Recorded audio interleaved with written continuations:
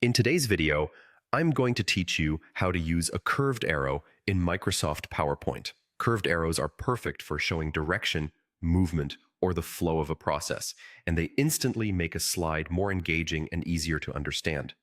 To get started, open PowerPoint and navigate to the slide where you want the arrow to appear. It helps to have the layout you're working with already in place so you can position the arrow relative to your text, images, or charts. Now head to the Insert tab on the ribbon, choose Shapes, then scroll to the Lines section. You'll see several arrow options there, including curved arrows. Pick the curved arrow style that fits your design.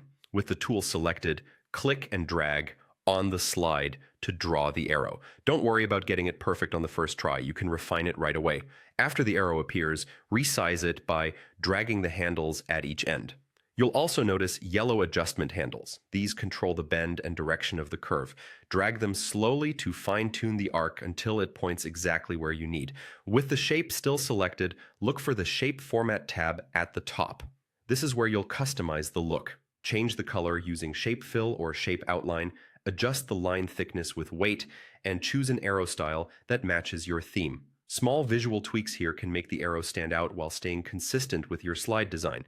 If the arrow needs a different orientation, use the rotation handle at the top of the shape. Click and drag to rotate, and stop when it lines up with your content. For text labels, right-click the arrow and select Edit Text. Type your message directly inside the shape, then adjust the font, size, and alignment so it's clear and readable against the background. For precise placement, open the Align tools on the Shape Format tab.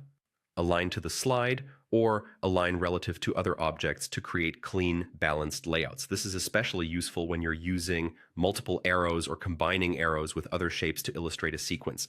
And that's the entire process for adding and customizing a curved arrow in PowerPoint. With just a few adjustments, you can highlight relationships, guide attention, and clarify your message.